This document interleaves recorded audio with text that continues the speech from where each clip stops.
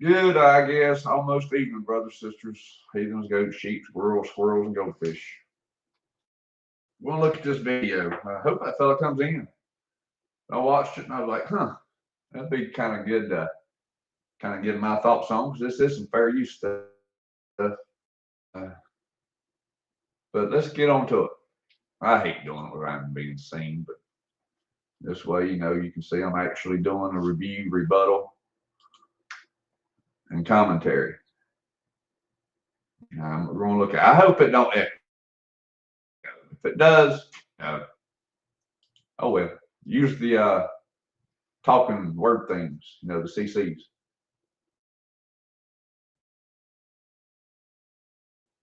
Hold on, I gotta turn my TV up. Hold on a second. Just the up one or just the down one? Huh? It's turned up. Oh, do I have it muted on here? My computer might be muted. Let me see. Yes, my computer is muted. Where's the mute button? Right there. There we go. Let's try it now. Huh. Let's refresh. Maybe I ain't supposed to do this video.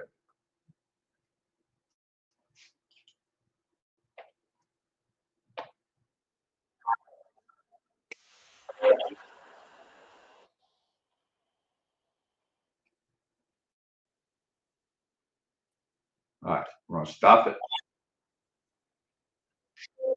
We're gonna stop it. Wow, audio's bad. Audio's bad. Do I look like Malcolm? You seem to know him. But let's get on. Ah, wow, that's some bad audio. Wow. I don't think we're going to do that one. We'll go straight on to the Torah studies. So that's bad audio. How you doing there, Ella? Let me scroll up so I can see. You know what? I keep forgetting I can do this. I'm an idiot. I'm sorry to hear that. I hate. God bless you and your family, and I'm sorry for you. I am. I know the feeling. I can tell. Oh, wrong one. I can tell. That's a problem solved. Okay. So I guess we'll be doing it this way. Fellow wants to know why I call Yahweh Satan. Well,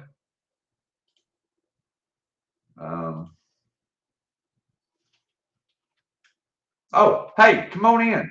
Come on in. Hold on a second. Hold on a second. Hold on a second. Hold on a second. Hold on a second. I hope y'all saw that. Yeah. This is awesome. Thank you, Lord. 6 minutes ago. Just started. Oh, wait. Yeah.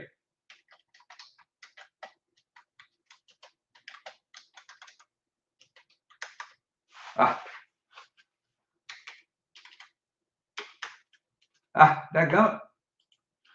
Super click. Super click. Super click. Super clicky. All right.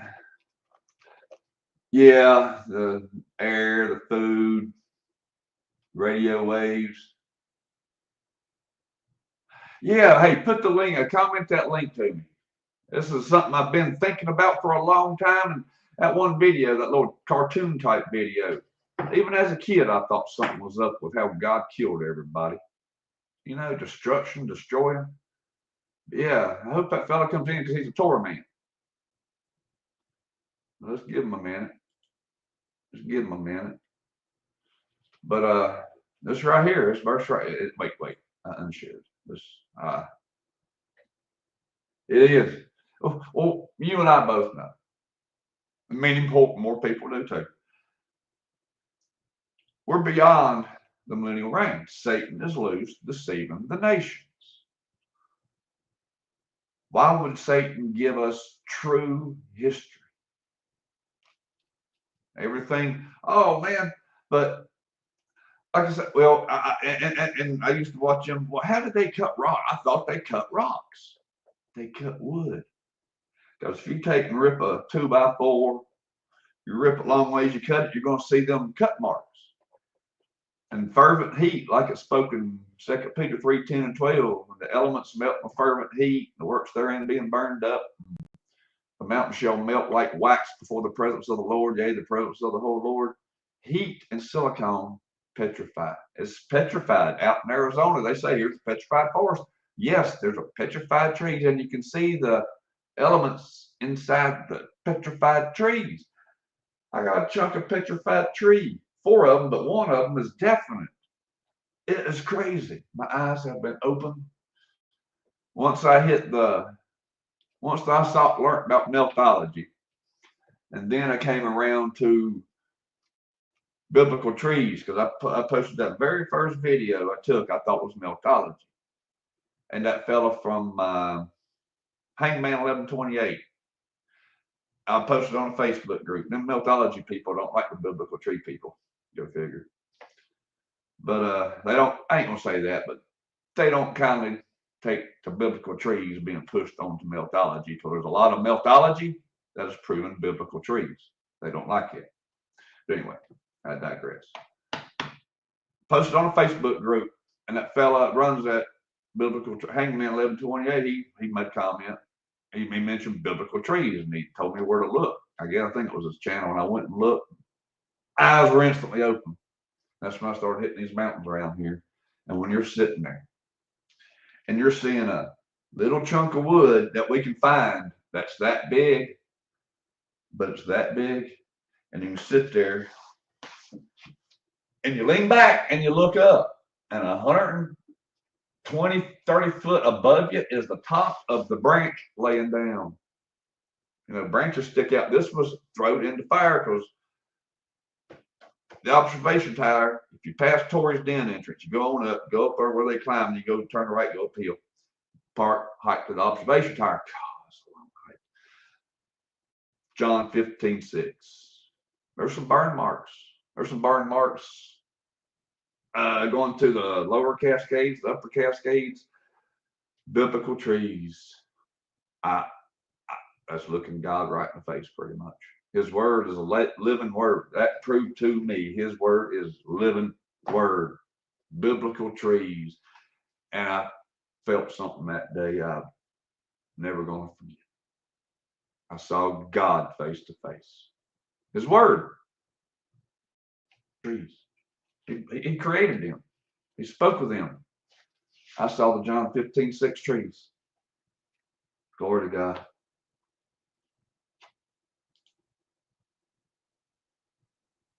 Yeah. See, now that I didn't know that. You know who I learned that from? Good servant. Good servant. I would have loved to have talked to him. I would have loved to. He says, I was watching one of his streams. It never rained. He was like, the way the ground got wet was because of mist. I was like, no. Went and learned it.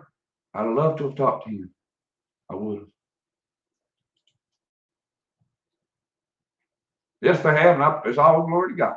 He was working on me. I was living in sin, boy. And he knew where he was bringing me. He knew where he was bringing me. And he's shown me this. And I feel confident enough to stand before God and confess everything I've learned the past 18, 19, 20, 20. Oh, since the flat earth. 18, 19, 20, 22, 3, 4, 5. Past 7 years. Lived in it my whole life. He's shown me the true truth. Them last few videos I posted. That little cartoon Bible video, I don't like how they turned it. They're still lying in it. Yeah, they blind us as babies. Schoolings.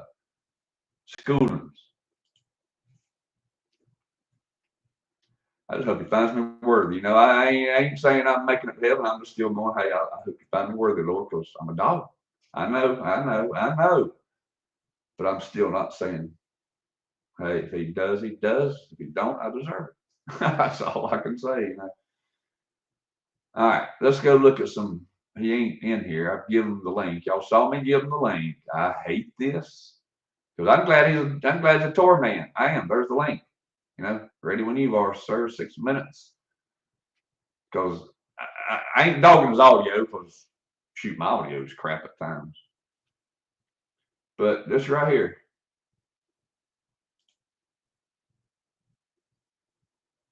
I think, yeah, I don't mean this a bad way. I just don't like pray. I don't. But anyway, that right there, Yahweh came before Jesus. And there's something about Genesis. I know the one they call God in Genesis, the Catholics created the Bible. They started what the narrative was when they created the Bible. Now, there's, I know the one they call God. And the Lord God said, "Behold, man has come. The man is become as one of us to know good and evil." Well, they want to say the serpent beguiled Eve. But no, the one they call God confirms the serpent told the truth. I'm gonna do this. I'm gonna do this. Oh wait, I heard something. I heard something. Ah, hey, hold on. Oh, you don't. Howdy. I can't hear you. Hey, how are you? Can you hear me? Uh, yes, sir. Yes, sir. How you doing today? Okay. How are you? We made it. We made it, man. Ah, yes, sir. And thank the Lord, man. Thank the Lord. Thanks for you. Thanks to you. Thanks to you. I was like, No, thank you. because Hey, thank you. Thank I you for had coming up, sir.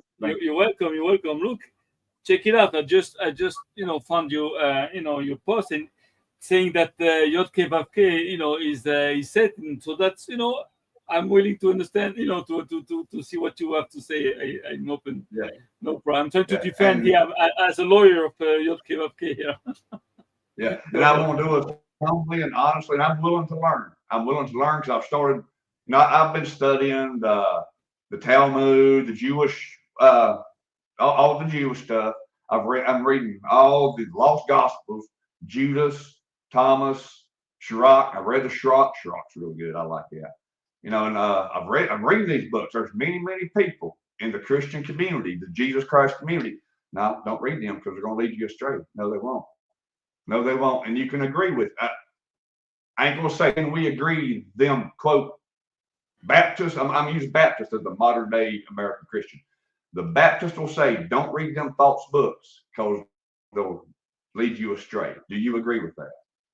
Of course, especially if you read them in English, because you have no way to understand what it says, because you really need to read them in the original language, because Well, there's so many. Go go ahead. ahead. I'm sorry. I'm sorry.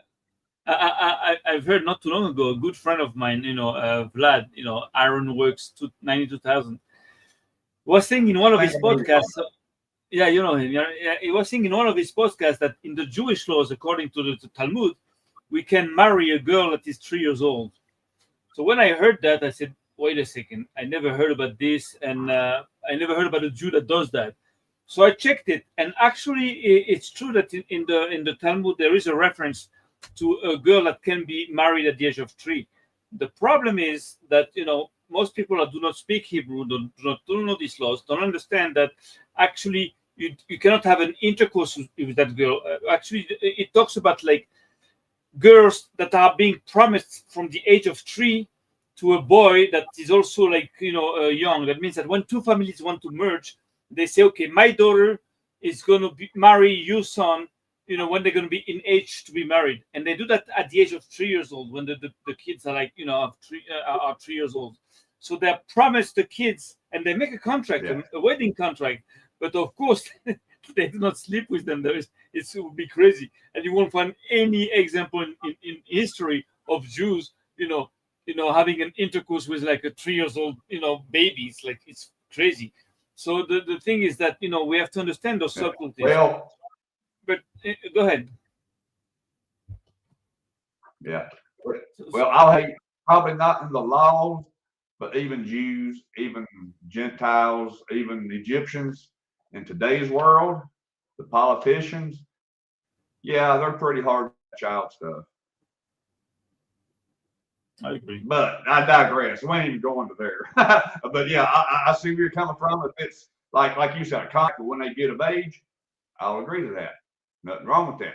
But if an older person is taking advantage of a younger person, no, I agree with what you're saying. If it's a contract from a young age, nothing wrong with that.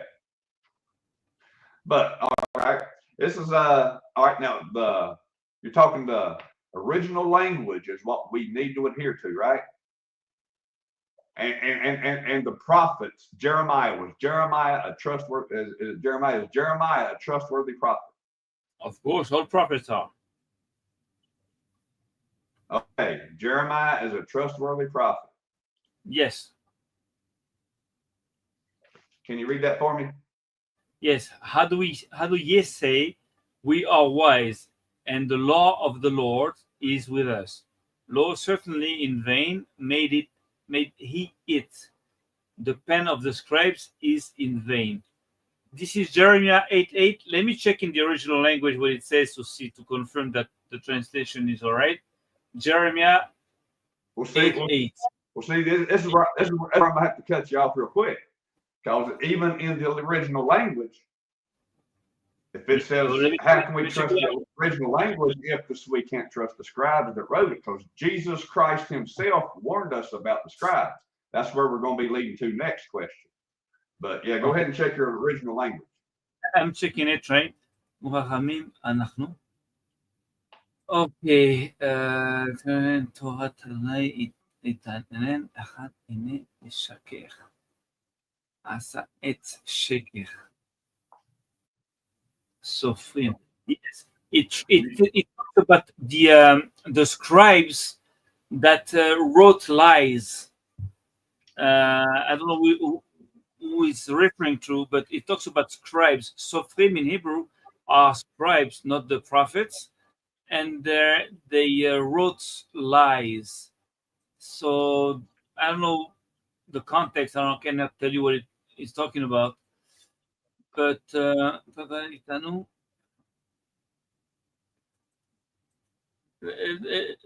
believe he's talking about, like, the scribes that wrote lies about the Torah. They didn't write it correctly. They did not translate it correctly. I don't know, something about the scribes lying.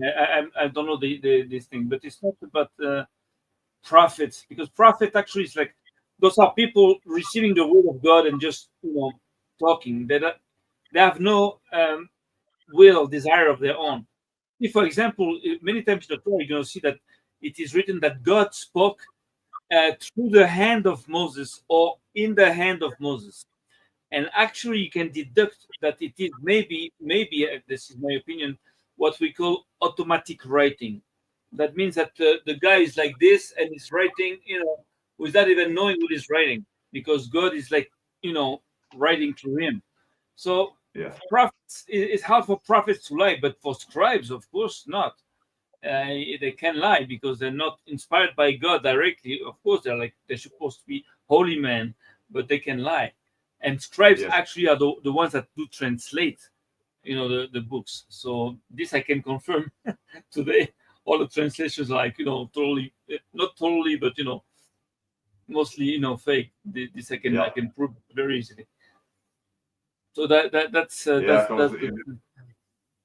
now what was I was interested in, it was like, how do you come to that conclusion that Yod Kei Vav Kei might be Satan or a god of destruction? Which I agree that Yod Kei Vav Kei did destruct many things, and maybe something that you don't know, but we know that in Judaism it is known that Yod Kei Vav Kei, the Holy One, actually destroys thousands of worlds. He created thousands of worlds and he destroyed them. Many worlds. We know this is known in Judaism. It's not a secret. So you can say it's a destroyer, but isn't it also a creator? So how do you come to that conclusion that it can be a Satan, or it can be also the same character as Satan? Yeah, that's what I'm bringing up now. Let me say 2 Kings 1:10. Going to the Old Testament. Oh, That's one of these 2 Kings 1. Do you believe Jesus Christ, the Son of God? That's my next question.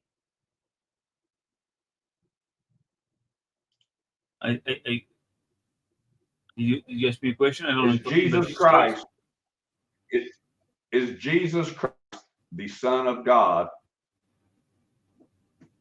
For us Jews, it cannot be. And for me personally, I don't believe he even did exist. But this is my personal opinion. A lot of Jews believe that it existed and it was mentioned in the Talmud. But I don't agree with this. But no, I can tell you that no. However, all human beings can be considered sons of God at one point.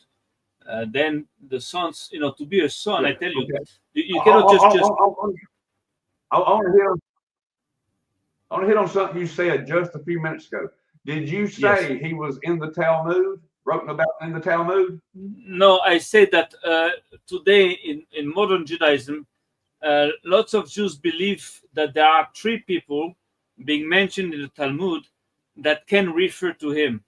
However, there are experts that disprove that because the time periods and the details about their lives don't match at all what we know about Jesus. So it was dismissed. But anyways, people still believe that in Israel, Jews, some Jews believe it, but actually it's not exactly this way. Yeah.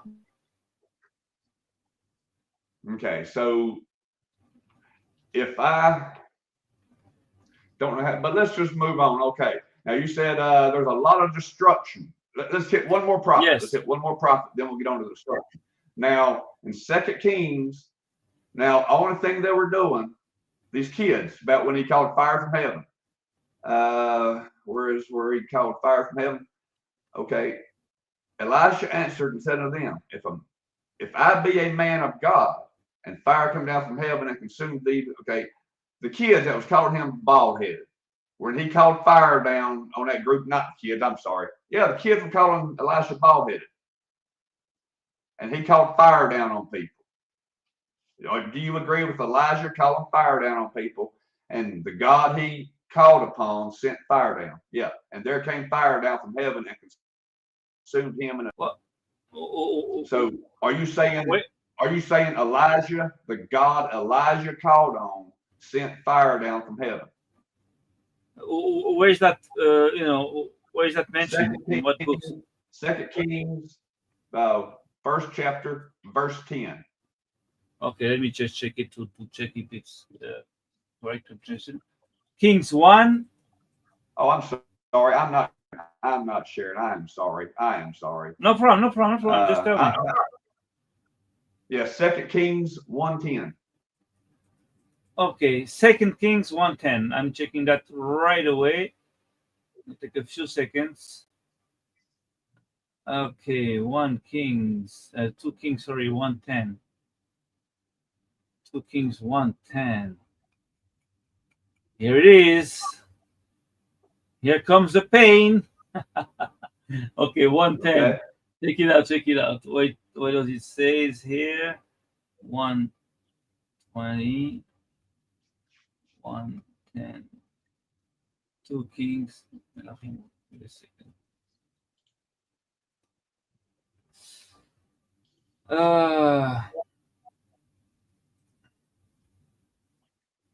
1:10. Okay, here I am. 1:9. 1:10.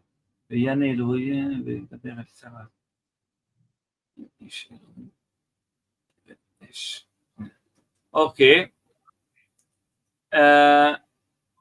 I will bring down a fire from the skies, and it will consume you and your 50 men. Okay, and the fire just came down from the skies and destroyed them. I believe this this is about the prophet Eliyahu. I'm not sure, but a very bad king, sent for him, and he sent about like 50 men, like about 3 times, and twice he killed them. and the third time, he followed them. But this refers to, yes, actually this is correct. What you said is correct. That means that God will, a fire will go down from the skies and burn them. Yeah, and that's what happened. So yes, the God that Elijah called on and the God you worship sent fire from heaven. Is it the God you worship? First of all, you worship the God Elijah called on to send fire from heaven. Again, I didn't understand. I worship the God that does what? Do you worship the God that sent fire from heaven after Elijah called upon him? At that point, yes, it is that prophet, I believe it's Eliyahu, that asked God to send the fire from the skies and burn these 50 people. Yes, of course. And you worship that God? Of course. Okay. Well, see, here's where we might have a problem. Okay, go ahead. Lord, shoot. Okay, because Lord Jesus says, that John and James, the two brothers of I can't remember their names. Anyway, James and John. I'll remember here in a minute when I think about it. They was walking along.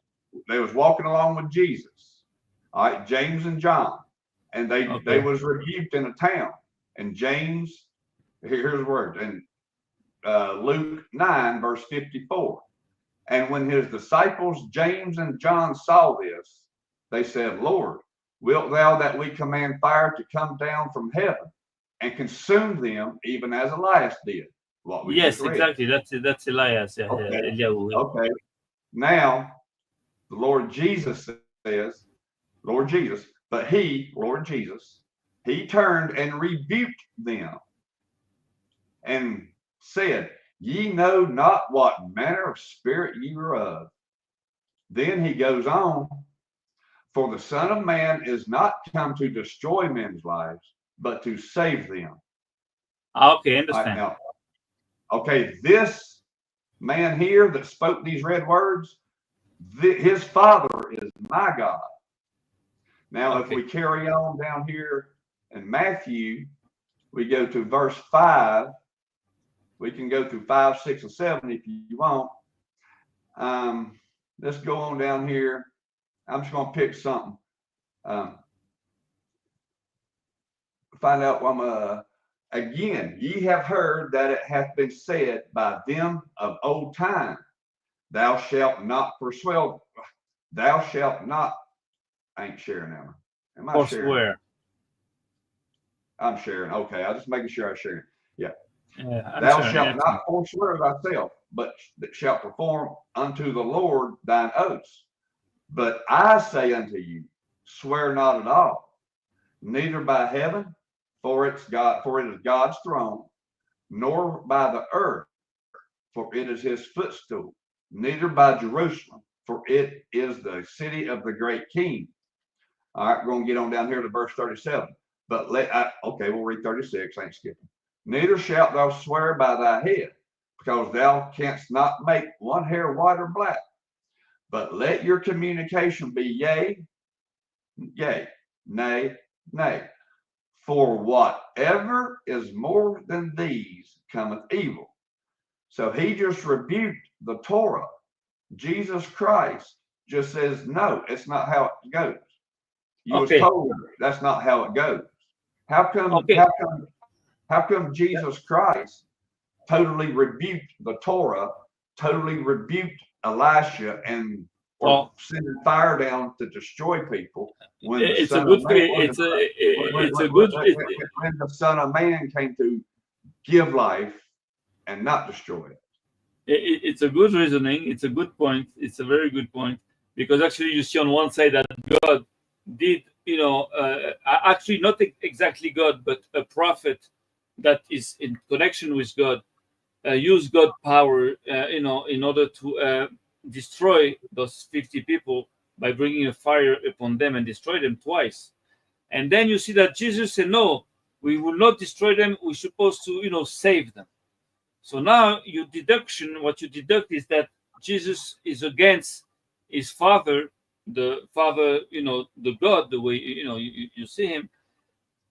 and that actually it just rebukes, the entire Torah. So now the thing is that I wouldn't say that he rebukes the entire Torah, because I can say that actually he doesn't act the way his father acts, and he says, okay, let's not kill people, let's just save them. I don't know how to save them, but it's not mentioned, but let's just save them. So on that point, it might be opposed to what his father or what God, does. Actually, now the thing is that we're not talking about the same people. The people we are talking about that are being killed by the fire of God were those 50 guys sent by that very bad king. This is one.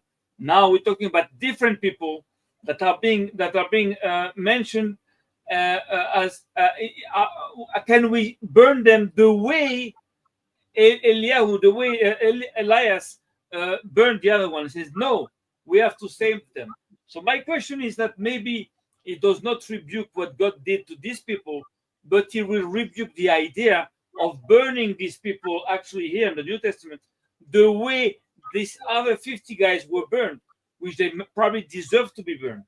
But these ones don't deserve to be burned, they deserve to be saved. Whatever, the way he's going to use to save them, I don't know. But that's the way I see it, because I see a conflict, incoherence in seeing the son going against the father, or seeing the son going against the entire Torah. So for me, it's like a little disturbing. It's possible. Hey, I'm open to everything, to any possibility. But I believe this here to stay precise, to stay focused on what's going on. Jesus says not to kill these guys here. He doesn't say, "Oh, my father should not have killed these 50 guys. He should have saved them. He fucked up." No, he says that these guys should not be killed the way these 50 guys before that were killed. So you understand, this is a very small subtlety. It's very, very small difference. But I see it that way. I'm not sure, because I'm not an expert in Jesus and the New Testament. But see, now we're gonna stick with that for a second. That was Luke what?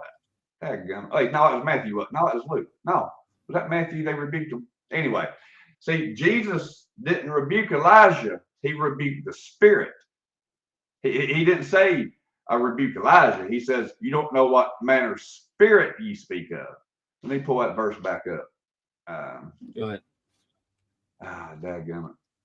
I'm gonna have to hit back on this one, I think. Maybe I'll hit the back arrow. Where are the white women at? Change that one of these days. See, there's 2 Kings. Here's 2 Kings. Okay, well, I'm just gonna go ahead and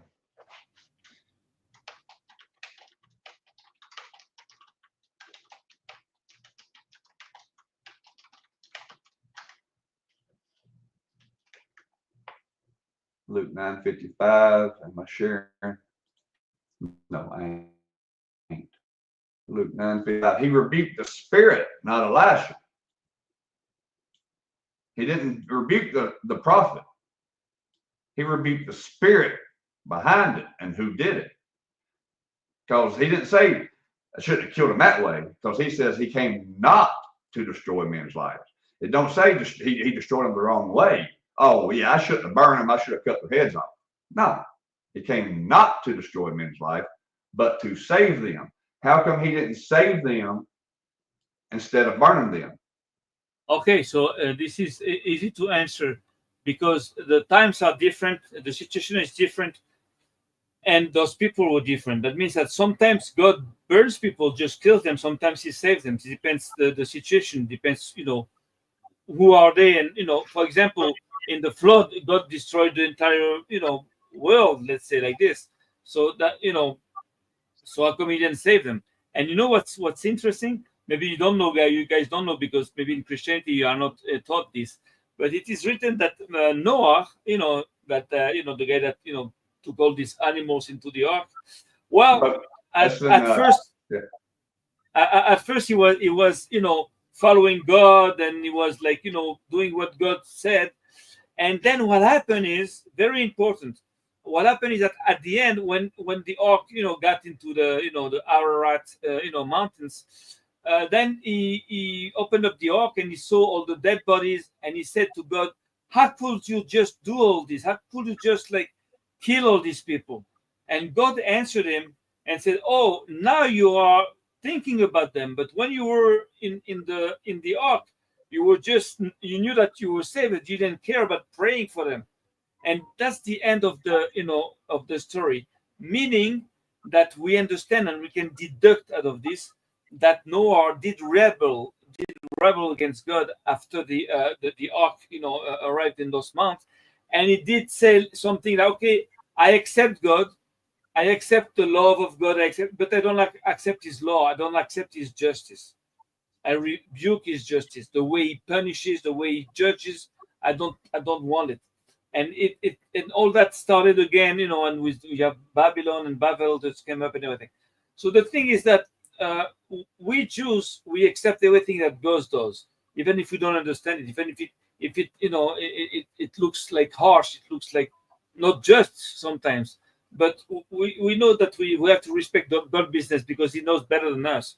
If God's gonna kill his own people, his own creation, his own that means there's something going on. That means that what I believe personally, that God never kills nobody. People just kill themselves. They bring themselves in a situation where they have to, they oblige God to punish them. This is the way I see it. But again, I'm open to everything. But actually, it's a good point. It's a very good point. What you said, it's an interesting point. Very interesting. I want to hit on something you said. You said for certain people, there's certain ways God maneuvers, right? Yes, of course. Dispensationalism. This is what again? Are you saying dispensationalism for certain groups of people? He does things certain different ways. No, it doesn't. His judgment does not depend on the groups of people. It depends only on their actions. It doesn't say, okay, these people, they can do whatever they want and they never will be punished, and this one are going to be punished all the time. No. God is just. So it doesn't matter what group you belong. Well, when we was talking about Elisha, this is where I'm getting at. Okay, go ahead. When we was talking about Elisha, calling fire down, you're saying, well, we ain't going to kill people now. We're going to do something else. Does God change? Is God the same today? Is God the same today, yesterday, and tomorrow, or does he change? So this is a very good question. The thing is that in Judaism we know, and maybe in Christianity also, that God is one. We say he's one. What does that mean? That means that first of all, there's nobody next to him. There's no other gods. This is easy to understand. But also that he is constant. That means that it doesn't change. That means he stays the same all over. Doesn't mean that he acts the same. Doesn't mean that because God has many names, and this is the proof that he has many facets. He has many faces. You understand? For example, Yod Ke Vav Ke is one of the names of God, which indicates love. It is God in the state of, when he's giving, when he's loving. He doesn't judge, he doesn't measure, he doesn't think. He just loves and gives freely, loves, without boundary. This is Yod Ke Vav Ke. Now, sometimes we call him Elohim, and this is God in a different state of mind. This is God when he judges, when he thinks, he measures, he weighs everything. It's a different frame of mind. It's a different, state of mind. So this is Elohim. Then you have El Shaddai. Then you have all kinds of different names according to his different states of minds that he's in at that time. Okay. So he's the same, just like a man is the same. I'm the same. I'm Samuel, but I never acted the same, all my life. I knew changes. Are you the dude that was on Flatzoid Stream the other day? Say again. Are you the fella that was on? Are you the guy that was on Flatzoid Stream the other day with Miles? Yeah, I think so. With the yes. Hey, nice to meet you, man. I didn't know that was you. The picture was so small over there, I can't tell who anybody is. Yeah, it's nice to meet you. Yeah. Nice to meet you. Nice to meet you. You came in with one question and you jumped out. Yeah. Now we're gonna, let me see, 2 Kings 2:23. We're gonna go on to the spirit of Yahweh right now. Now, Okay. this is Elisha again. 2:23-24. I think this is Elisha 2:23. I want to make sure Elisha. Okay, it's Elisha. Go ahead. Praying. Okay, I'm gonna get down to where the kids are. Okay, verse 23, 2 Kings chapter 2, verse 23. And he went up from thence. It's Elisha. He went up from thence. Idiot. I'm not sure. I'm talking to myself. When I say idiot, I'm talking to myself because I forgot something. Okay, 2 Kings 2:23. And he went up from there thence unto Bethel. And he was going up by the way. And there came forth little children out of the city, and mocked him, and said unto him, Go up, thou bald head, go up, thou bald head. Elisha, verse 24, and he turned back and looked on them, the little children, and cursed them in the name of the Lord. Are you going? Is that Yahweh? Wait a second. Yes, the correction is okay. And he turned after him. That means he turns behind him, and he saw them, and he cursed them in the name of Yod Kevavke, of the name of God. And there were two bears came out of the woods. That is Yahweh. Okay. Yeah, in the name of God. That means that out of God, he took that power to just curse them. Yes. Yeah. So he cursed them in the name of Yahweh, and yes. And there came forth 2 she-bears out of the wood, and tear 42 children of them. Tore the children into pieces. And then he just went on. It's not she-bears, it's actually males. It's 2 bears, like male bears, according to what's written in Hebrews. Okay, two big old grizzlies come out of the woods and grab them kids and rip their arms from their shoulders. But I can tell you something. The word bear in that particular passage is written with a grammatical error. You see, dupim in Hebrew. No, it's an animal. I want to stop right there a second, because let's just cut this long short. Are you going to say the critter, the animal, was not correct, but the actions the animal did, no matter what the animal was? Yeah. The action is the same. The action is the same. Exactly. The action is the same. He used God's name to curse these people. If it was a goldfish, it would have mauled 42 children. So the Yahweh sent two big old male grizzly bulls to rip the hips, to rip the thigh from the hip, to remove the shoulder from the arm. Well, I tell you something. 42 children. Your God killed 42 children. Really? When you say that Yahweh did agree or did allow, this is a little bit different, because when a prophet, is using God's name, it's his own free will. That means he can use God's name in order to do something, even if God does not agree. He didn't ask God to do this. That means it's not written that he asked God and God did this. He used it his name. Just like if I used your credit cards, but you didn't give it to me. I used your credit cards and I went and I bought something, but actually you didn't give me the authorization. So there are laws, with prophets that we don't exactly understand. But actually, the good translation is to say that he used God's name, and this is why it's written that he used God's name. It's not written that God he prayed to God and God sent the bears. It's a difference, a big difference. It's close. You might say it's close that God gives him that power, but maybe at that point he took that power. But I'm not sure again, because I know that verse, but I never studied it, deeply. Now, what I can tell you about this is that, wait a second. Yes, those are children, 42 children that came up and that made fun of that prophet. So you have to know something in Judaism or in the Torah, that it is written that even if you have a child, your own child, okay, that does not respect you, or that is cursing you, or cursing you, his mother, his father, we have to take him out and we have to kill him. Can you imagine? This is the law. Yeah. That means that I at know. that point, And that was at that- that was Yahweh instilled that law. exactly. That means that what you have to understand is that a son, a real son, has to come out of your flesh, out of your blood, but also has to follow your teachings. He has to respect you. If one of those two things is not in place, it is not your son. At one point, if you have a son that comes out of your body and does not follow you, your teachings, does not go your ways, it is not your son. Now, again, if the contrary is also possible, if a guy follows your ways but he didn't come from your flesh, he's not really your son. So that's very important to know that.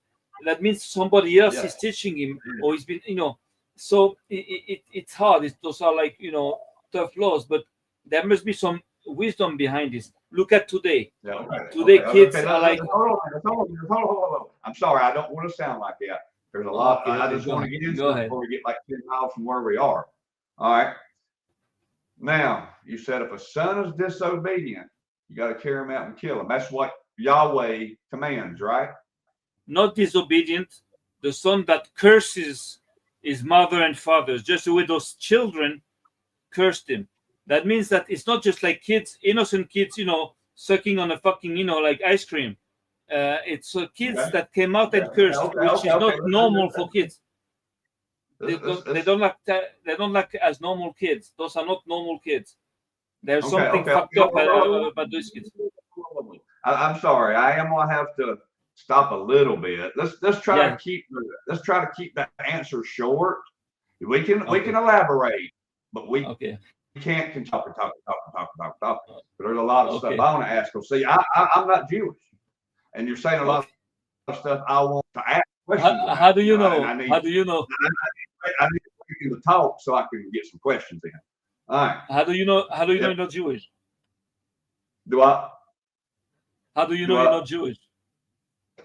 Well, I trust Jesus. I trust Jesus Christ, the Son of God. And that's just the Jews do. I say it respectfully. Jesus Christ is the Son of my God, and I can show you the tomb of Jesus Christ. If you're willing to die, I am. I would love to go see it. I would love to go see it. Are you willing to die to see proof of Jesus Christ today? Well, I don't know if as a dead person I will be able to see anything. So I don't know if that will help me. See, that's just it. Me and you and whoever decides to go along, we'll know it before we die. I'm willing to go see it. I'm willing to give my life to go see it and get as close as I can. I just need somebody to go with me because they're gonna pick one off. I need a group of people so we'll all go together and we can verify together. Exactly, we will. At the end, people will know. That's for sure. Exactly. But I digress. Let's get back to the discussion. Now, if a son obeys the father's will, 110,000%, if the son obeys the father's will, does not step out of line, his footprints is perfectly aligned with his father's will. Would Yahweh allow that son to die if he never disobeyed him? I tell Yahweh had a son. Yeah, I tell you something. In order to protect a man from death, he has to do much more than just obey God. Sometimes he can be tested. That's not what I was asking. Would Yahweh allow, if Yahweh had a son? You don't believe he did. If Yahweh had a son, and his son 100,000% obeyed his father's will, the shadows, you couldn't tell there was two shadows there. That's how in line they were. would Yahweh allow his son to be brutally killed? Many times it happened because we call them martyrs. Many times you have just people very just that we know as wise people, just people that are killed brutally. I have in my family people in Spain that were put into a book of the Torah, into Torah scrolls, and burned alive. They didn't commit any crimes. So we call this like they become like actually what we call in Hebrew Kiddush Hashem. That means they die in order to take upon them lots of sins of the community, and they just like they go to paradise, like martyrs, like a little bit like Muslims have like that martyrs, like the notion of martyrs. So we know that it's possible, and this is God's it's God's business. We cannot understand everything about God, but now the thing is that when you say that God allows, but there's a lot of things that God cannot allow, and God do not control, because you make it sound like if God controls everything, and this is a big mistake, because God actually the truth is that God respects his own laws, and therefore he cannot do everything. He cannot do anything. That means that he can do certain things, but there are other things that he cannot do because he respects his own laws. He cannot tell you, oh, you should not rape a kid, and then God's going to rape a child. You won't see that. He cannot do this. And if he could do that, he will not be a God. He will be a fake God. So the thing is that there are lots of things that God do not do. And actually, what I believe is that everything that happens to us, we are, bringing that upon us. God does not create this. But go ahead. I'm sorry. Okay. Go ahead. Now let's back up 10 minutes. The bears and the children, the two big old grizzlies, them kids deserve death. So Yahweh allowed two big old bull grizzlies to maul them children because they deserved it. Well, and you agreed that you said something to the fact that the kids kind of deserved it because they mocked the prophet, but because they was disobedient to their fathers and kids. Y'all can kill a kid if it's disobedient, because that's God's law, and if God's will shall be done, and a disobedient child shall be stoned to death. How come why would Yahweh allow his 100% faithful, true shadows? You can't tell there's two. Why would he go against his own law when his very own son never was unruly, was never disobedient?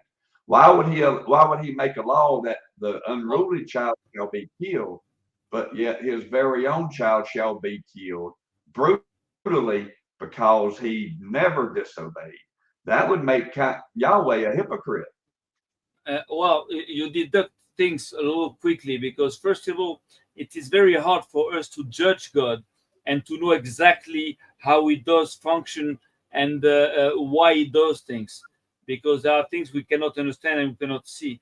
But again, that's the problem. Again, since I'm a God follower, I cannot just like follow God according to what is comfortable for me to believe or to understand. There are things, there are mysteries. What do we have to die? What do we have to do? A lot of, check it out. How come you have like children being raped? What did the child do? Don't forget about these kids. Those kids just came out and cursed that prophet of God for some reason. But there are children in the world that are born being raped as babies. What did the baby do? You can say that. How come God allows a baby to be raped? So that's another question. The same thing, it goes in your direction. So now what we have to understand is those are the mechanisms of life, mechanisms of the source. We don't know this. Those are the God's mechanisms, the way he deals with things. We know that after death there is some kind of a life. We know that we are. I believe that you guys also believe in it. We reincarnate into new bodies after the death. So there are lots of things to repair, a lot of things and God manages all this. We only see like a part of the what's going on. But it's very honorable, it's very noble for you to ask those questions, to say how come it is possible, and you are entitled to ask these questions. There's no problem. Yeah. However, in order Okay. for you to understand them, you cannot just jump to the conclusions that God is unjust, because if you get to that conclusion, that means there is something like that's not correct into your reasoning, or you are missing some information. You need more information. Okay, exactly. That's what I Exactly. believe. Now, exactly. Now, let me, I say this humbly, let me turn your words around on you. When you come to conclusions that Jesus is not the Son of God, you dispute that and you don't believe that. That's where you wind up in your, what I call, your being lost. Well, See, I cannot. we're coming from two different spectrums. You claim Yahweh is your God, and you verify Yahweh does not have a son named Jesus Christ. You admitted that. My God has a son. My God created. My God is sitting on the throne in heaven. Are you a flat earther? Yes, of course. Okay. My God is on his throne in heaven, and the earth is his footstool. And my God that is in heaven with his earth as his footstool had a son. We're given the name Jesus Christ. I don't believe that name, but that's the only name we're given. People say Yeshua. I don't believe that name. We're given, you don't believe in the Satan short season, but we're given names. The Catholic Church put the Bible together, and they used the Old Testament and told us what the truth is. Catholics also tell us Yahweh is the true God. Do you trust Catholics? Well, it's not because Catholics use truth. I just want to make this kind of quick. Do you trust Catholics? Do you trust people? The people? Are you talking about the people of the Vatican? The leadership. Do you trust Do you trust the Pope, the bishops, and all the absolutely not. Totally not. Okay. Now, the Catholics tell us, because they put the Bible together in the Council of Nicaea in 340s, 50s, 30s. I can't remember, but it's the 300s. We're told the Council of Nicaea put the Bible together with original Hebrew transcripts. Supposedly they had them. They was able to get the original Hebrew transcripts, have translators to make it for us, and told us the very same thing you believe. Yahweh is the God, only God spoken of in that Bible. Quote, there's more gods, we know that, but the one true God. We're told Yahweh is the one true God by the Catholics. Me, myself, I don't trust the Catholic as far as I can sling his house. So if the Catholics are telling me Yahweh is the only true God, that tells me they lied to me. Well, it's not that simple, because Catholics can also give you the right time. If Catholics tell you the right time, you don't have to believe them. It doesn't mean that they're lying on most, and that they're evil, that they don't use truth. They're using truth in order to lie. They're using truth in order to confuse you. They sprinkle salt and pepper. They pepper it. Exactly. Exactly. That means that we have to distinguish what's true among what they say, what's fake, because they're playing with this to fool you, to confuse you. So what is true is true. Okay. What is fake is fake. But of course, I don't trust them, because in general I don't trust them. But it's true that the problem that you guys have, I tell you that. So I always repeat that to Christians. The problems that you guys have in Christianity, those are two. You have two very serious problems. First of all, you don't have the right translations of the original text you are studying. Not of the Torah, which is Hebrew, and not of the New Testament, which is Greek and Aramaic, and the Aramaic that was spoken in northern Syria, not even in Israel. But this is one problem. You can fix that problem by learning the original language and study the New Testament in its original language. That will avoid all the fake translation and everything.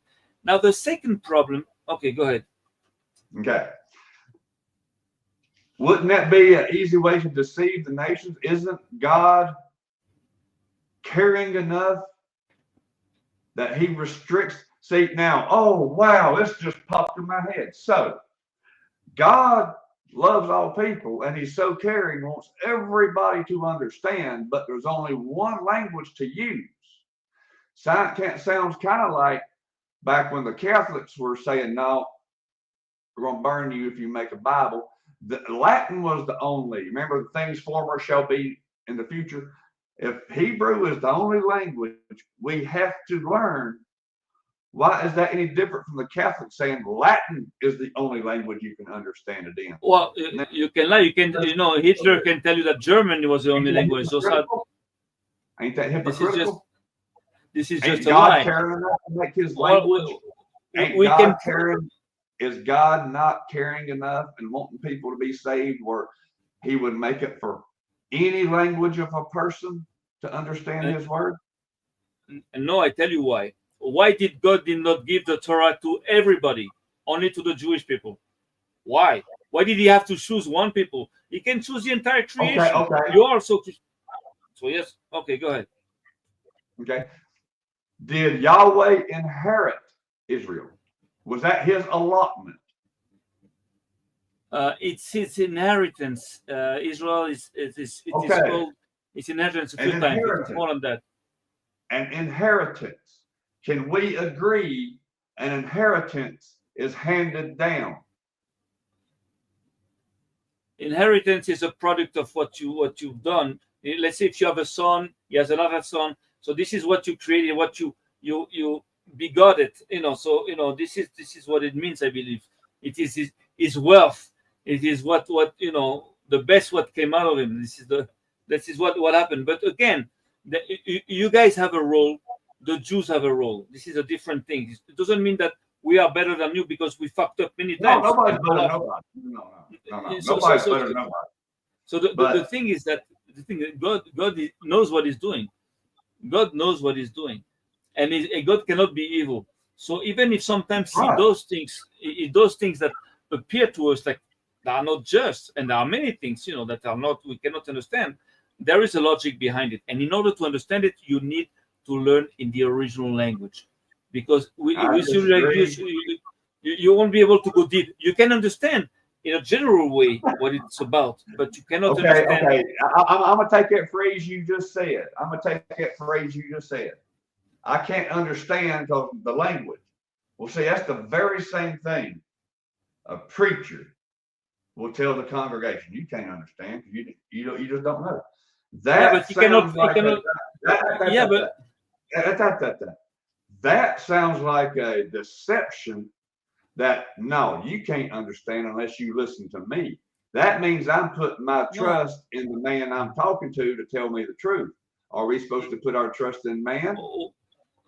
No, it's not because you have to listen to me. Hold on. I got a few questions I got to ask. Now, we're going to go. I want you to pull up Psalms 18. Who is David praying to right here in Psalm 18?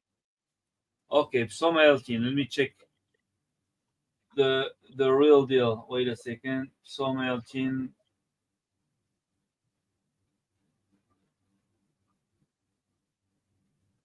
Okay, Psalm. I'm in the Psalm. Wait a second. 18. Okay, which verse? Who is David describing? Okay, let's go down to verse 5. Verse 5. Okay, I'm with you.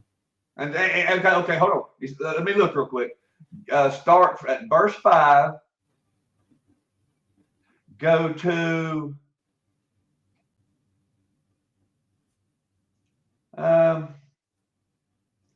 verse 13. 5 to 13. Okay. Wait a second. Just 1 second. Okay, before you start, okay, I'm sorry. Go ahead. Take your time, no problem. This right here is what got me to believe that question you asked me in them comments. But okay, let's continue. This is my answer to your original question to me. But let's finish this up. You'll see. Okay. So we go back to the Psalms 18, verse 5 to 13. 18, verse 5 and 13. 2:13, all of them. Oh, 5, 2, 6, 2:13. Okay, let me check it out.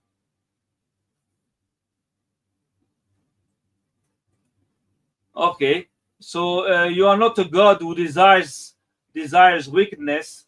Evil does not abide with you. That's the first verse. Confused people shall not stand before your eyes. You hate all workers of iniquity. So you see here, you say that God loves everybody. He doesn't love everybody. He hates some people.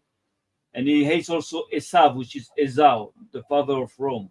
It is written Kisaniti et Esav. That means I hated Esav. He didn't love. He fucking hated him. So God also hates. He's not only a God of love. He's a God of justice. And he doesn't hate freely because he has good reasons to hate. But anyways, let's keep on going. You hate all workers of iniquity. You destroy speakers of lies. Normal. The Lord abhors a man of blood and deceit. Normal.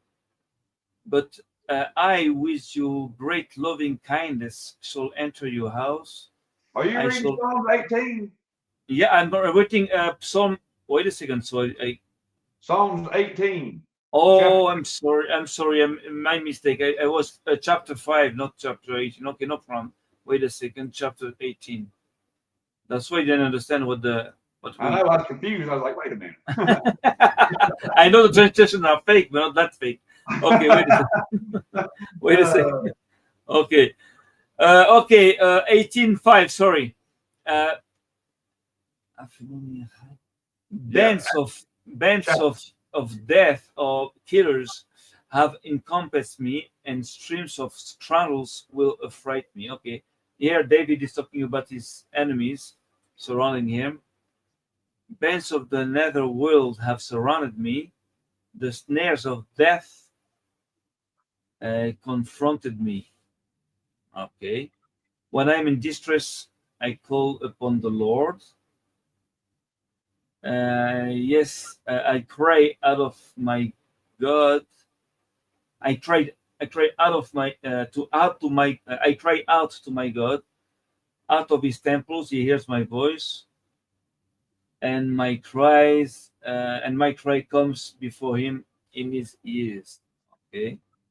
The earth shook and quaked, the foundations of the mountains did tremble, and they were shaken when he was angered.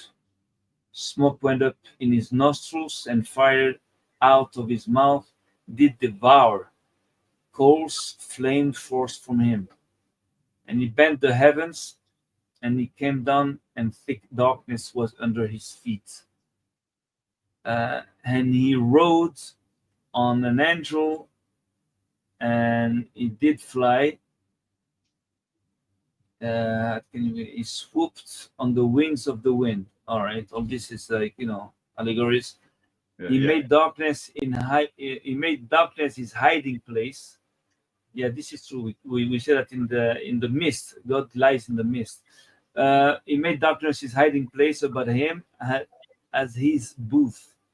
Whoa, the darkness of waters, thick clouds of the skies. Okay.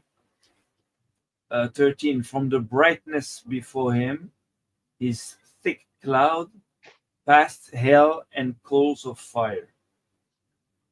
Okay, until 18, you're saying? We can stop right there. Stop right there. Okay, now David is cried out to his God, right?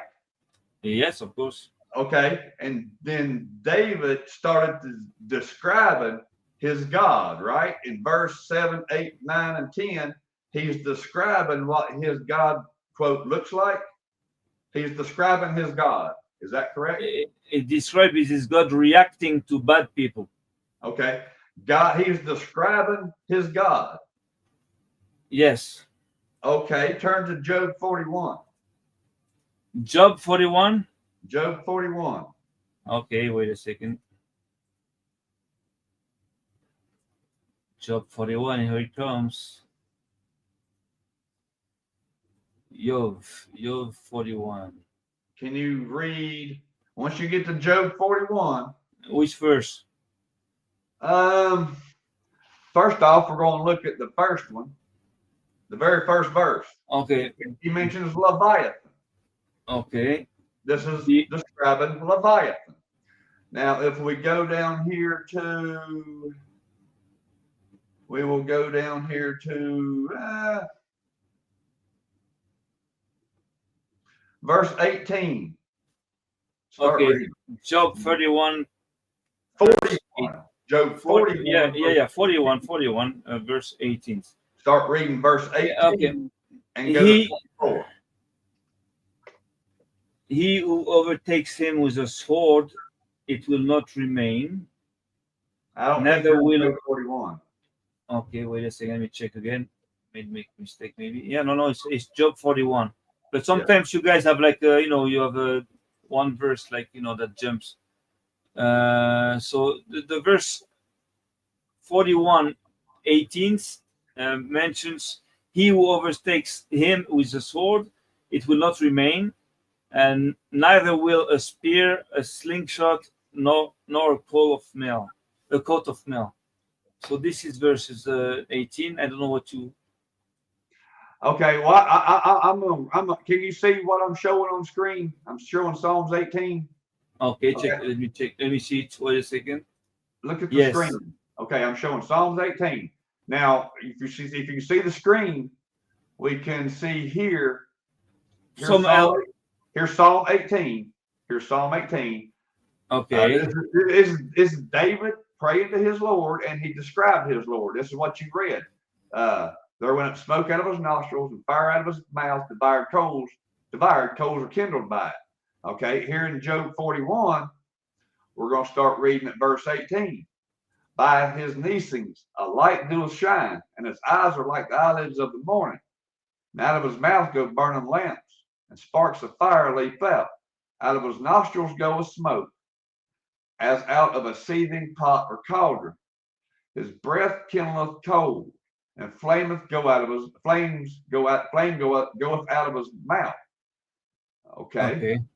That description is Leviathan.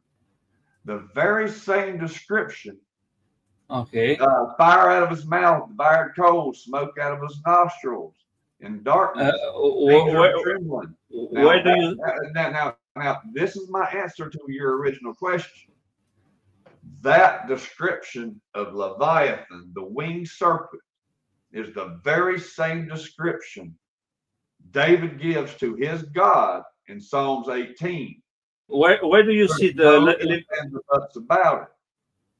No problem. But where do you see the Leviathan being mentioned as being like this? Where is that? We just read it. Hold on. Leviathan.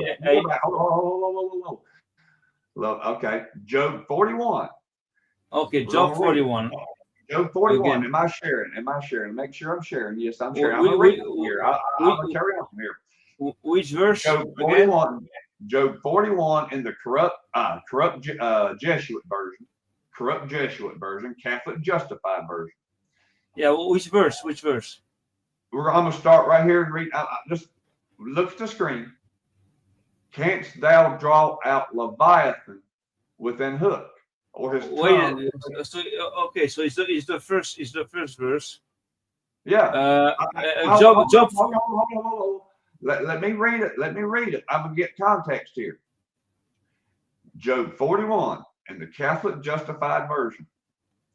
Canst thou draw out Leviathan with the hook, or his tongue with a cord which thou lettest down? Canst thou put a hook into his nose, or bore his jaw through with a thorn?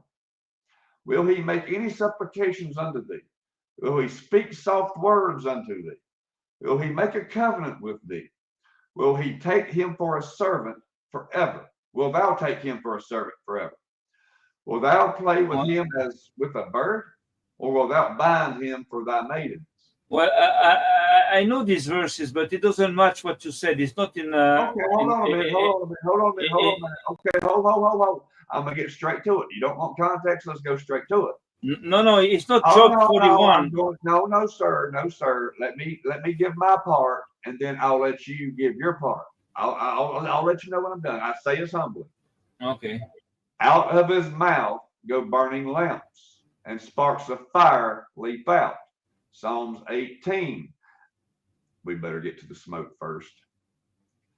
Okay, out of his nostrils goeth smoke, as out of a seething pot of cauldron. His breath kindleth coals, and flameth goes out of his mouth. Psalm 18.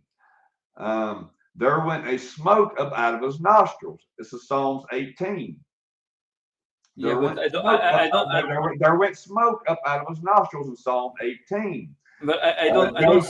Job 41, verse 20. Out of his nostrils goeth smoke. Okay. In Job 21, his breath kindleth coals, and they flame go out of his mouth. That's Job 41, 21. Psalm 18, verse 8. Fire out of his mouth devoured, coals were kindled by it. Leviathan, as described in Job 41, is David's God in Psalms 18. Yes, he said David was describing Yahweh. So now that we've read Psalm 18, see the smoke out of his nostrils, his breath kindleth fire, David praying to his God. That's God's description. We read Job 41, verse 1 mentions Leviathan. Verse 8, smoke coming out of his nostrils, fire out of his mouth, kindling coals. Very same description as David's God in Psalms 18. The only problem is this is what I told you. You have to learn in the original Hebrew, because Leviathan is not mentioned nowhere in Job 41 and in Tehillim 18. It is only mentioned in Job 41 from your book. Read Job 41 from your book. I want to hear Job 41 from the original language. Job 41, which verse? First verse. The very first verse in your original language Bible, Job 41, very first verse. I tell you, behold, his hope is in vain. Shall not one be cast down even at the sight of him? This is Job 41, first verse. Job 30, the second verse is, there is no one so fierce that he can stir him up, and who is he who can stand before me? So I believe that the verses that you have might be correct, but they are not like referenced as Job 41. Maybe Job 40. I'm going to check, because many times in the Christian Bible you have like the verses don't match the original ones. Let me check the Leviathan. Wait a second. That's where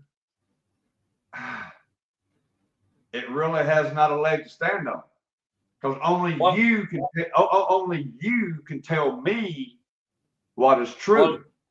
Only you can tell me what is true. That is not the way my God works.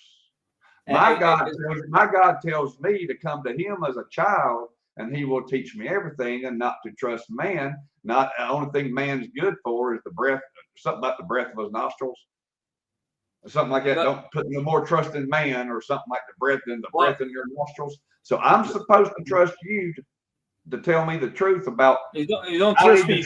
Your language. You can go to a regular dictionary, online Hebrew English dictionary. You can go on. I can give you like a site.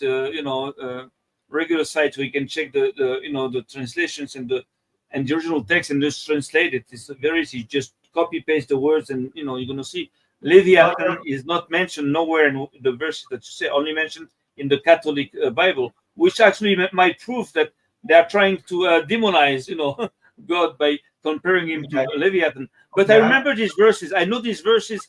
I've read these verses somewhere. I believe it's somewhere else. That's all. It's just like a technicality. Yeah, go ahead. Okay. Are you saying the English Bible, every single version of the English Bible, is wrong? I'm not saying. I'm proving it. I made videos on it. Hey. I'm not going to dispute you. I'm agreeing with you that it's completely corrupt. Not completely, but will you agree? Will you agree the Torah is corrupt? Absolutely not. That is the whole point. The Torah was unaltered and unchanged. Hold on. What about the lying pen of the scribes that made it in vain? What about who? The song, what is it? Jeremiah 8:8. the lying pen of the scribes that made the word in vain. If you have the unadulterated, complete, total word of God, how come we're warned about the scribes that messed it up, that corrupted it? The lying pen of the scribes that made it in vain means it's corrupt. And you're sitting here saying you got the original language, it's not corrupt, but the prophet of the God you claim says is corrupt. No, the scribes are not prophets. That's what the scribes made it in vain means. The scribes are like, yes, it is written that the scribes are corrupt, but the scribes are not prophets. No, it didn't say the scribes are corrupt. They are, because they're the lying pen of the scribes. And it's talking about, how can you say we are wise when we have the law of the Lord, when the lying pen of the scribes made it the law of the Lord, the Torah, in vain. It's saying the lying pen of the scribes were corrupt, so therefore they corrupted it, which is the Torah, which is the law of the God. How can you say we got the law of the Lord with us when the lying pen of the scribes have made it in vain? That's saying that these crooks corrupted the book. And you're going to sit there and say that's not what it means, when that's exactly what it means. This is your conclusion, but the thing is that you're jumping to conclusions too fast. I tell you why. I explain you why. Because in that text where it is said that the pencil of the scribes is the liar, like they're lying. We're not talking. We don't know which scribes they are talking about. We are talking about. It's not written about the Torah being written. It's talking about scribes lying. Now, according to Judaism, lots of fake religions are using scribes that are lying.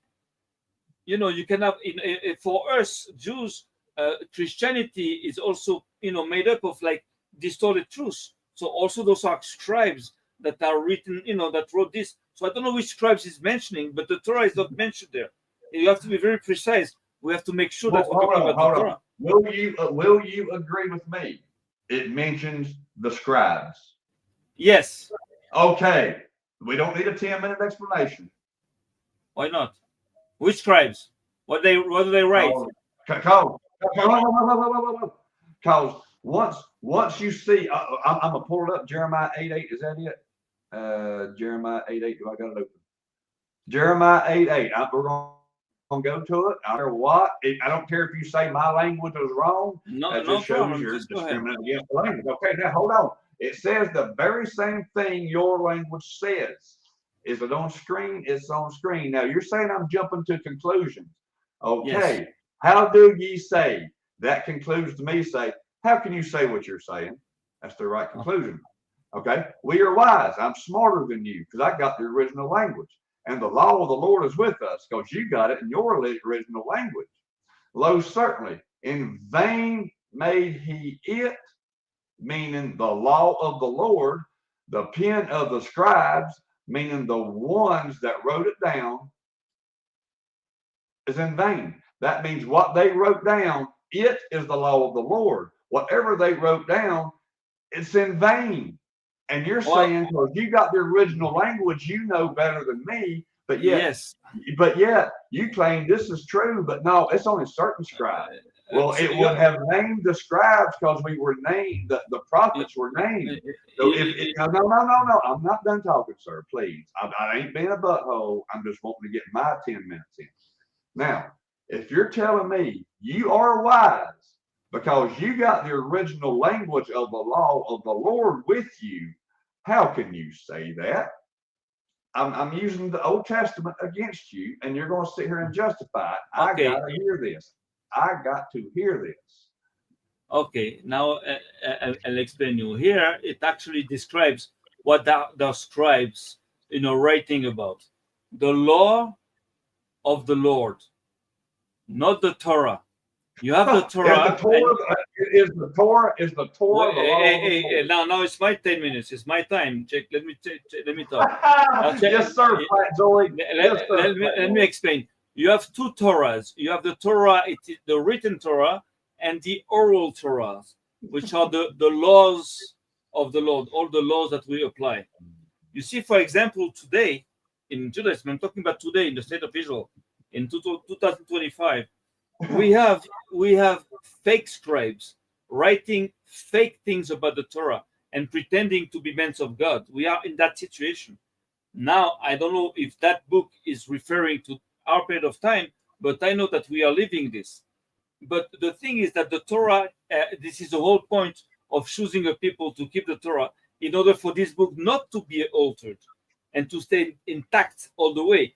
If not, there's no point to choosing a people that's going to corrupt the Torah. Why do you choose the people that's going to do that? So the role of the Jews was actually to keep the Torah intact. And this is all we have, is this. You understand? So that now, if you say that the Jews, or somehow the scribes might have write, or like modify the Torah, so the entire plan of God is like collapsing, because then God fucked up, made a mistake. He shows the people to keep his Torah and keep his commandments, and don't keep his Torah, and then they fucked up. So God made a mistake. That's what he's saying. God made a mistake? That's what you're saying. No, it's not what I'm saying. No, we ain't going that road. You just sat there and said, I said God made a mistake. No, I didn't. I said God warned us about the scribes corrupting the Torah. Exactly. Now, hold on a minute. Why did you say I said God made a mistake when that is like 10,000%, 180 degrees from what I said? I said God warned us of the scribes corrupting the Torah. Yeah, but you also said something else. You said that those scribes corrupted the Torah, and so our book is not real, it's not true because it's been corrupted. Okay. If you say that, that means God made a mistake in choosing us to keep it. Okay, you say Jesus ain't real and I'm wrong, so you're the one that's correct. You deny my God. Do you worship the God? We went through this on Flatzoids. We don't worship the same God then, do we? I don't know. I cannot tell you because I don't know the God you worship. Okay. Okay, hold on. Okay, I will make it clear for you. Jesus Christ, his Father, is my God. Is that your God? My God doesn't have any son called Jesus. Okay, hold on. Thank you. That's all I need to know. So we don't worship the same God, right? If you might be worshiping. No. We don't. I just need. Do we worship the same God? Not the same way, actually. No. That's not what I asked. Does your God have a son named Jesus? He don't. My God does. Do we worship the same God? No, you can say no. Yes. Okay, thank you. Now, my God's son destroyed the Torah. Have you ever read Matthew 5, 6, and 7? Maybe a long time ago, but I don't remember. Not lately. Well, your God's Torah was tore apart by my God's son. That's a fact that you're going to have to accept. You got your belief. We know. Hold on, sir. Okay. You got your beliefs. Your God don't have a son. God sent his son, and my God's son in Matthew 5, 6, and 7 obliterated the Torah. So I'm going to listen to my God's son as the complete truth. So if you deny Jesus Christ, I'm sorry, sir, you're not going to get the promised land just like Moses did. That's the simple facts of the matter. You have to trust Jesus Christ as the Son of the Most High God, or you don't enter the promised land. Well, this is the simple fact of the matter. That's what my God's son says. My God told his son to teach us them words. So if your God is not the Father of Jesus Christ, you shall not inherit the kingdom. Just as the parable he told them about, they had a landowner. The landowner went away and lent his land to some to people. Now, the people were the Pharisees of the time. Okay, he said now the landowner knew it was time for harvest. He would send people to the people he rented his vineyard to collect the harvest. The vineyard people, the Pharisees, the people was rented the vineyard. They killed the prophets. They killed the people that the landowner sent to collect the harvest. Finally, the landowner, my God, this is a parable, sent his son. He said, surely they will not kill my son. His son, Jesus Christ, the Pharisees says, that is his son. Let's kill him so we can take all the harvest. The Pharisees knew who Jesus was. The Pharisees chose to kill Christ because Jesus told the Pharisees, don't you let's go, you can look it up. Jesus corrected Pharisees to their face. But the land will be taken from you and given to another. My God's son told the Jewish Torah believing Pharisees, the kingdom is going to be taken from them and given to another. So my God professed the Torah, the people that push the Torah, the kingdom is taken away because they don't trust God. They didn't do what God wanted.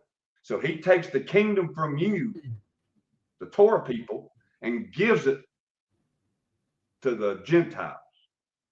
So if I can answer now, my God said. That's what my God said.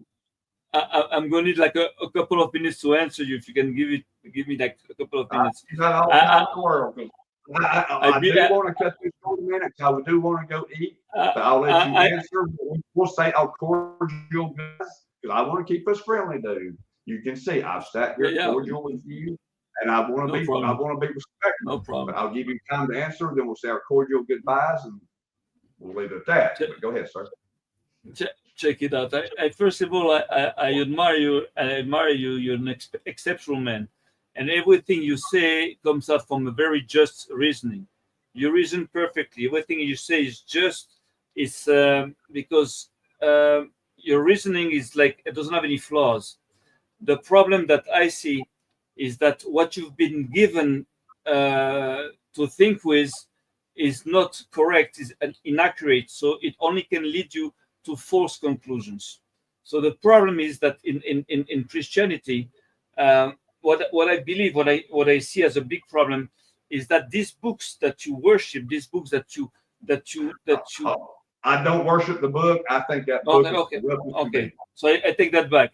The books that you read, like Matthew and all the New Testaments, were actually written by people that apparently are not Jews, and apparently because they were written in Greeks and in ancient Aramaic, spoken in northern Syria. So actually, we do believe Jews that those people were not Jews, and actually that entire story of a man, being a god, dressed up not that decently with like an underwear and dying physically as a physical man, being the Jewish god, betrayed by the royal tribe called Judah, or betrayed by his own people, that after that commits suicide, is just another Esau's wet dream, like Esau's wet dream. This is exactly what they want, that this is their wet dream. That means that they want to see the people of Israel betraying their own God being killed, materialized and killed, and then commit suicide. So we don't really believe in this. And the thing is that when you say that we reject Jesus, of course we reject everyone that for us is a fake God. We're going to reject. We also reject Mohammed. We reject Buddha. We reject all the what we believe. And again, we might be wrong. I have no problem about this. But so far, we do reject everything what we believe being fake gods, and we have no other choice than to reject them, of course. Now, the problem is the incoherence that I see that in your reasoning is that knowing that God can see, of course, future times, past times, and can see all times. When he shows the Jewish people, he knew that they were going to screw up somehow. He knew that. and nevertheless, it shows them in order not to be like superior people. We're not like an Aryan race, but just to have a job to keep the Torah intact through times, which we succeeded into doing, and that's the only thing we did succeed into doing. So the thing is that by saying that God said, okay, now the Jews are not capable, they screwed up, we're going to replace them with another people, and we're going to replace the Torah with another book, replace the a God with another God who's going to be my son, and he's going to save people. While when God Himself said that the sons cannot save, cannot pay for their father's sins. So there's so many things that go against the basic and the fundamentals laws of the Torah that we cannot accept it.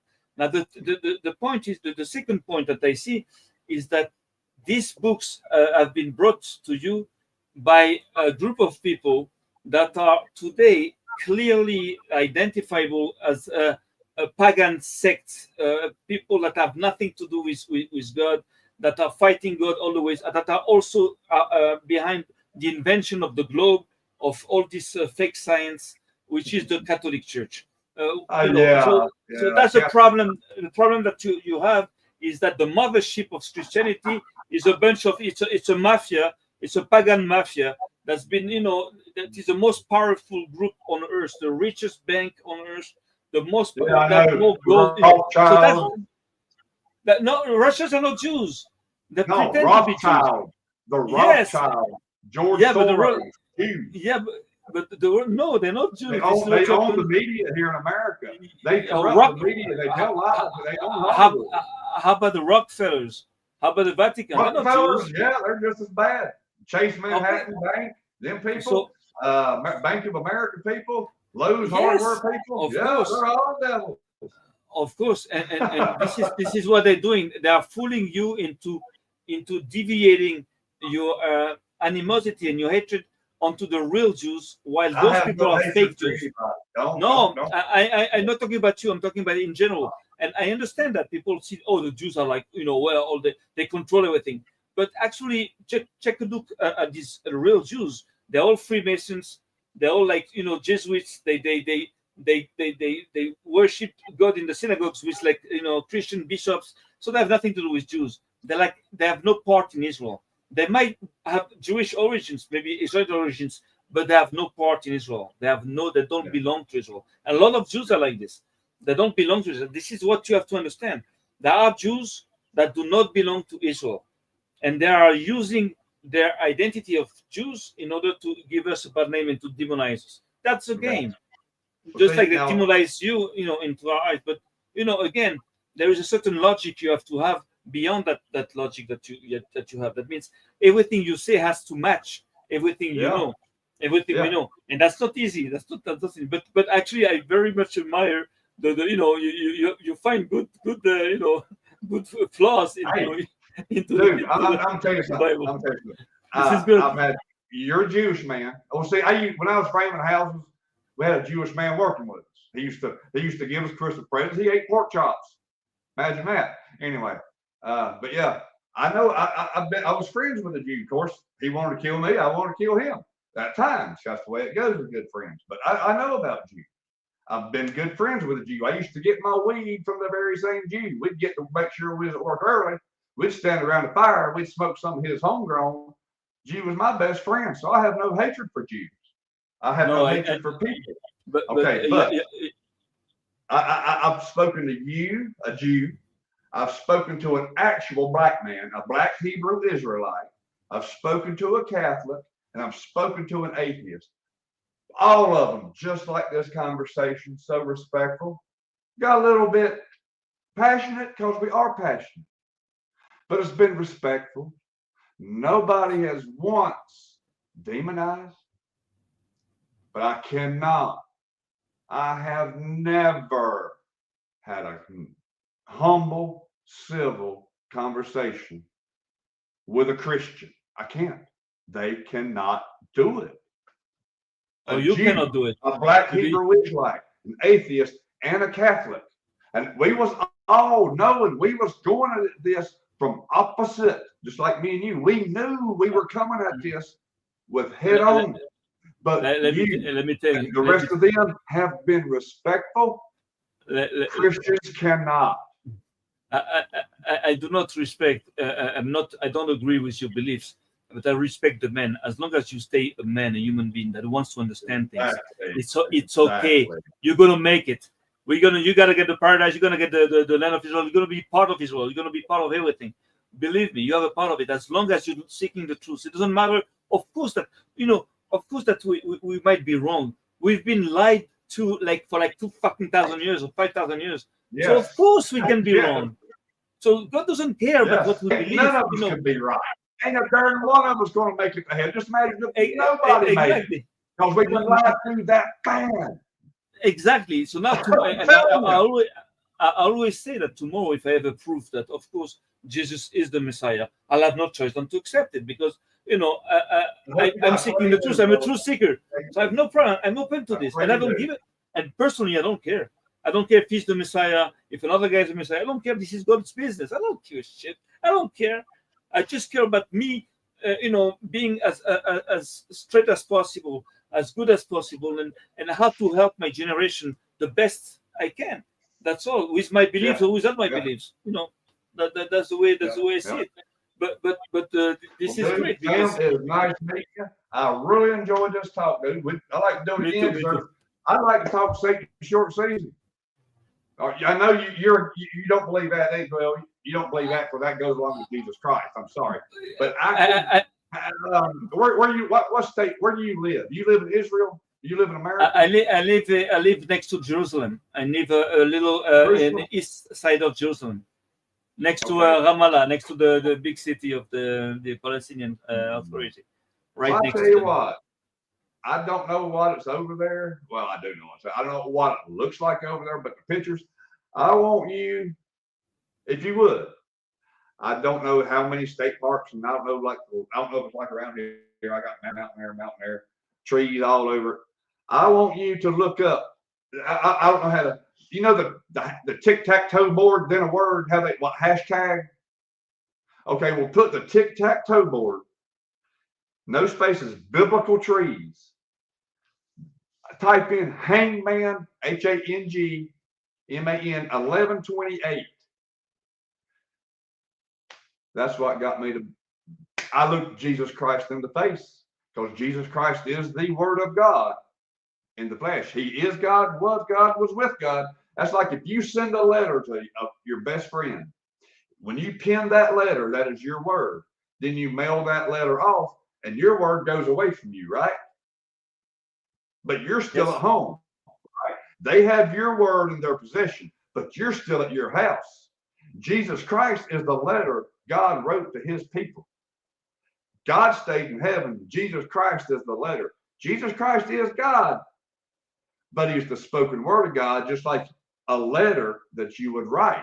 That's kind of a parable I'm going to have to use. That's the only way I know to I understand. I understand what you're saying. But it's been a joy.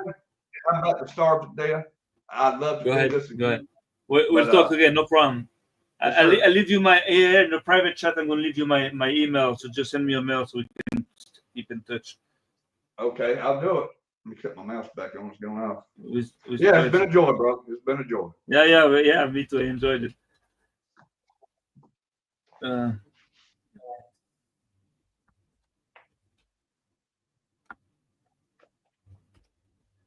Here's my mail. Call me, make me a little, say me a little hello on my mail so I can get your mail, and we will keep in touch. Okay, no problem. Am I still there? Okay. See, I hate computers. I clicked it and I saw the screen change, and I thought it took me. I'm gonna have to copy paste it because I ain't gonna go into too much detail. I'll copy and paste it. I better do it now. Okay, I got. I might have to go somewhere where I can find it. Let me open my email. So I'll make sure I get it before I shut everything out. I'll lose it.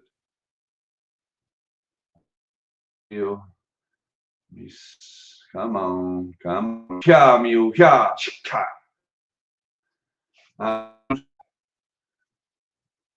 Compose, that's French. Joke around, man. I do. Come on, compose a mail. I'm gonna have to put this somewhere. I don't know where the crap I'm gonna put it. Come on.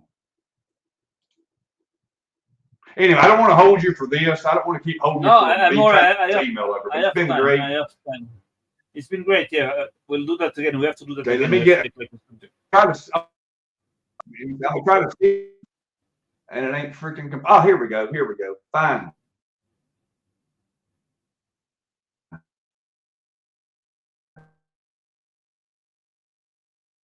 Technology. Okay. I'm gonna put my YouTube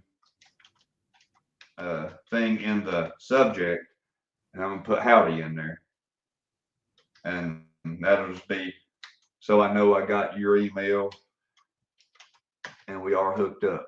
And I don't know how long it's gonna take to send it because technology sucks. Okay, email sent. I don't know if it'll instantly or it should be AMC Hornet X. It's a car. Okay, no problem. Just send me an email, so I'll record it, and so we can talk. No problem. If you have anything, go check it out. If you want, something in the I'll know who it is. Put from YouTube, and I'll know who that is in the subject when you send one back, or just reply to that one, and it should come straight back to me without having to go through spam or something. No problem. So send me an email. Good. Yeah, it's nice. It's nice. It's nice to see different open people. You know, we have a lot in common despite our different beliefs. We have a lot in common, and this is what we have to focus on. It's what we have to focus on what we have in common. What would you? Yes, exactly. What is the Jewish belief on Apostle Paul? It's the same as the entire Testament. It's so y'all believe Apostle Paul's fake, right? Well, see, I also believe Apostle Paul's fake. He's real, but he's an anti. That's what I believe. I believe Apostle Paul was a real person, but he was a deceiver. So you don't believe Apostle Paul at all? Well, we believe that. We believe these characters never existed, and it was created like a few hundred years after the so-called birth of Jesus by a falling Roman Empire that just managed to transform itself from a physical empire, a military empire into a spiritual empire, and they kept on going to the Vatican and everything as a spiritual empire. But that's my opinion. But I'm open to anything. I'm open. See, we got a lot of things in common, but we also got a lot of things not in common.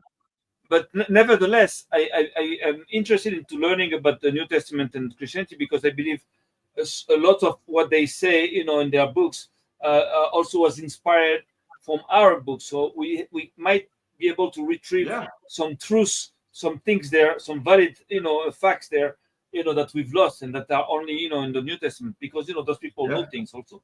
They're not like they're not stupid. They knew a lot of things. So that's true. Whatever you want to call me, and we will do it. Yes, sir. Take it easy. We'll holler at you later, Sam. Nice talking to you. Take it easy. Bye-bye. And God bless whoever's in here. It's been great. That's what I want. That's what I want. I'd love to find more people able to do that. Sam was a respectful guest. I enjoyed that. God bless.